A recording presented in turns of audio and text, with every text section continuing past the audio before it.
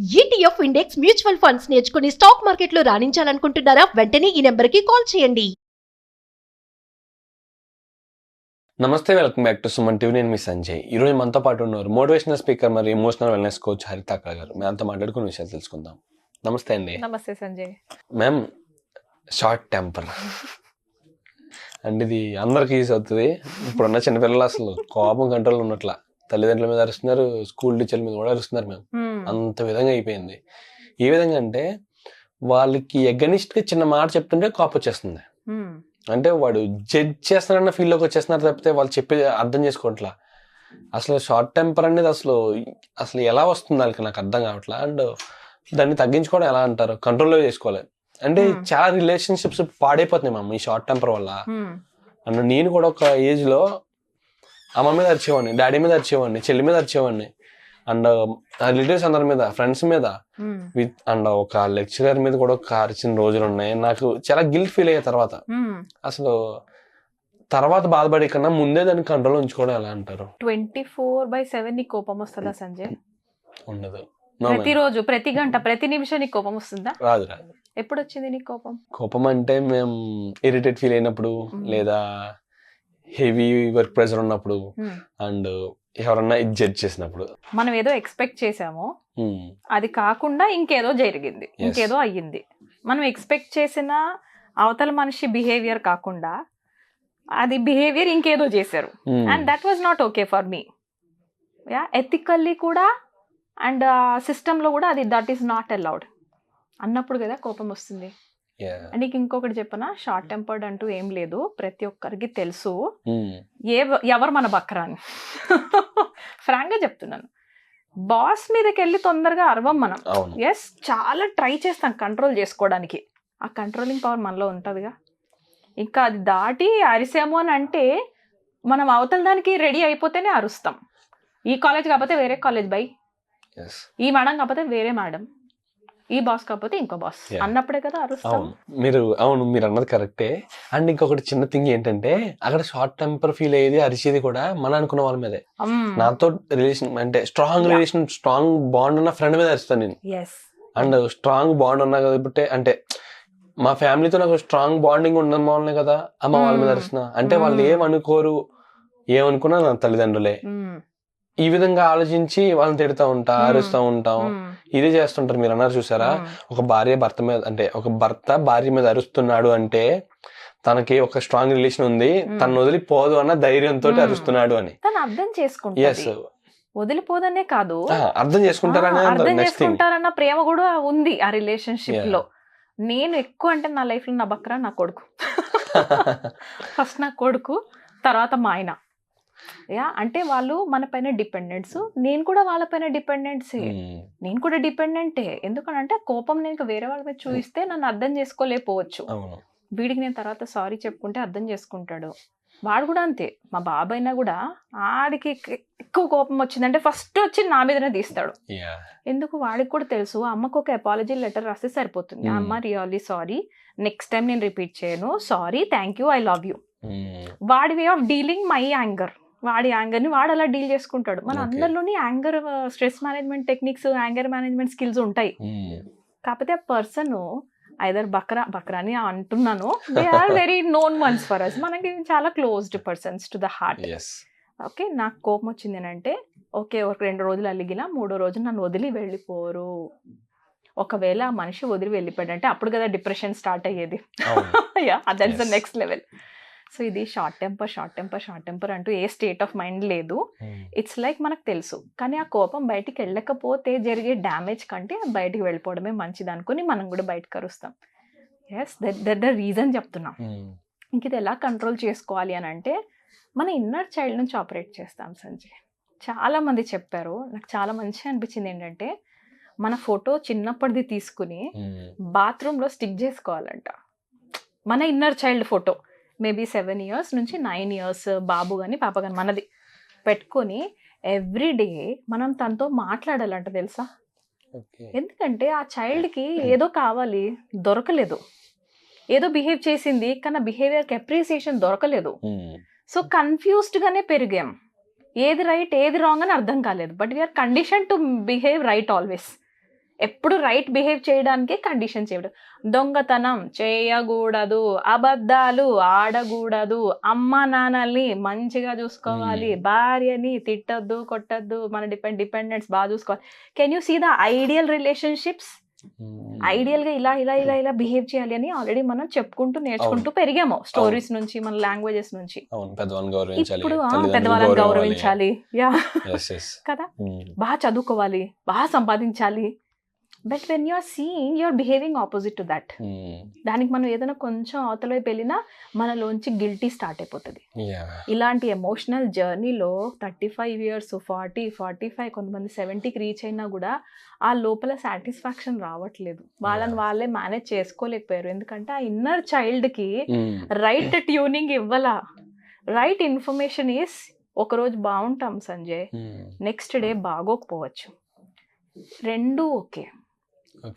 బాలేని డేని I'm a dirty fellow, I'm a bad boy, I'm a stupid fellow నా, yeah everyday రైట్గా చేయడానికి try చేయొద్దు, everyday పర్ఫెక్ట్గా ఉండడానికి ట్రై చేయొద్దు. మనకు నేచర్ ఏం నేర్పిస్తుంది?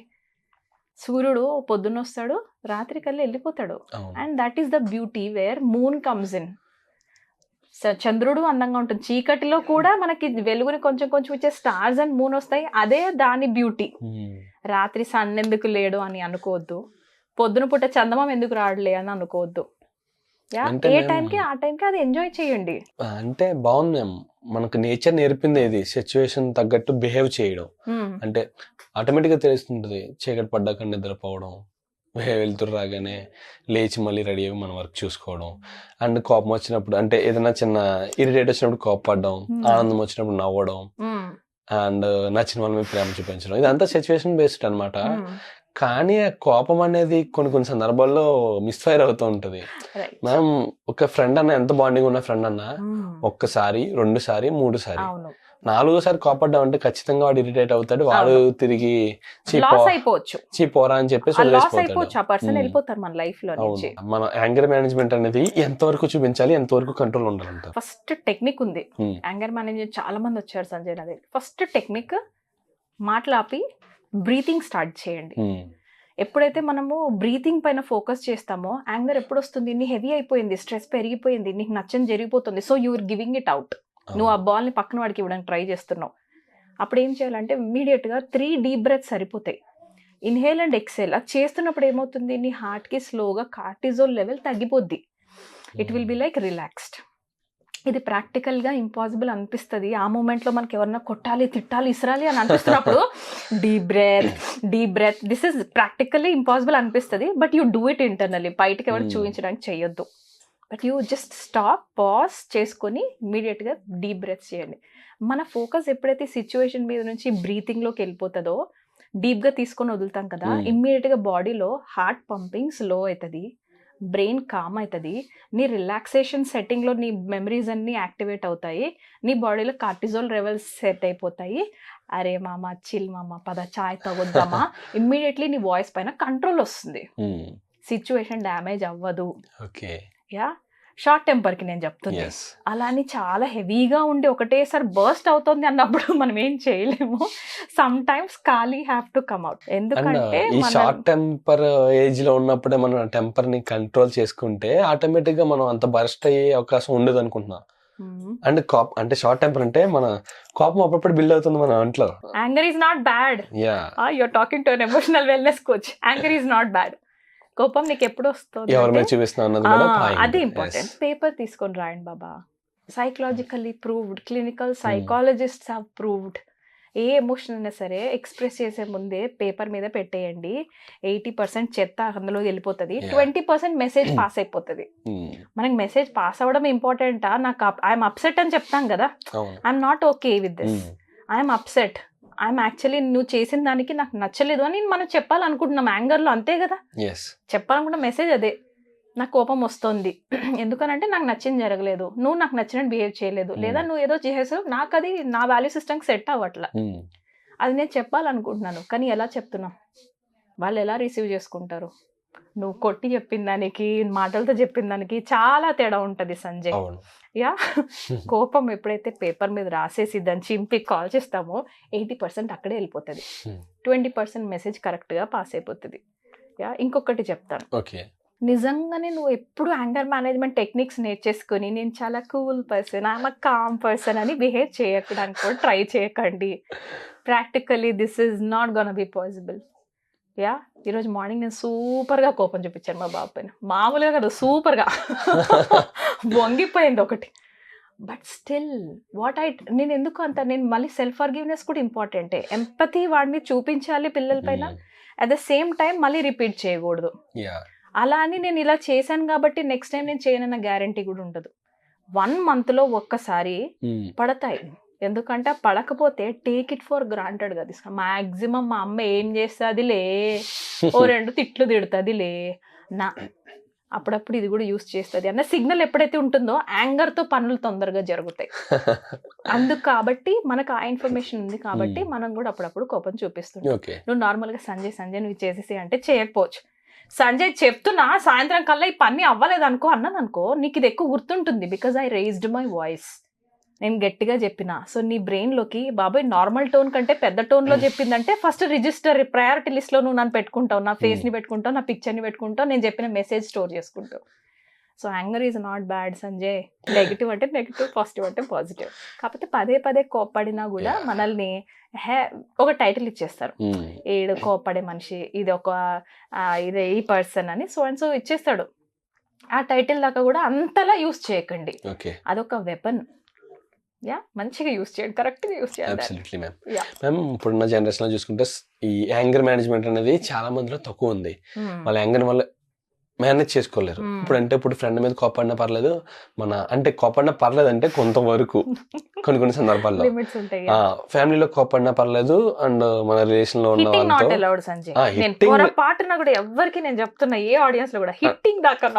అండ్ హిట్టింగ్ గురించి మనం మాట్లాడుకున్న తర్వాత ప్రెసెంట్ అయితే యాంగర్ మేనేజ్మెంట్ గురించి మాట్లాడుకుందాం. వీళ్ళు ఏ విధంగా అంటే వీళ్ళ పరిధిలో, అంటే వీళ్ళ రిలేషన్, వీళ్ళ దగ్గర బాండింగ్ ఉన్న వాళ్ళ మీద కోపడినా కొంచెం ఏదో సంథింగ్ సర్ది చెప్పుకోవచ్చు. అలా కాకుండా మీరు అంటే బాస్ మీద కూడా అరిచే వాళ్ళు ఉంటారు, బాస్ మీద అరుస్తారు, మనకి ముక్కు మొహం తెలియని వాళ్ళ మీద అరుస్తారు. ఏ విధంగా అంటే ఇంకా ప్రతి ఒక్కరి మీద అరిచే విధంగా తయారవుతున్నారు వాళ్ళు. వాళ్ళ సెల్ఫ్ గురించి ఆలోచించుకుంటారు తప్పితే అవతల వాడు ఏమనుకుంటున్నాడు అన్న ఆలోచన చిన్నది కూడా ఉండదు.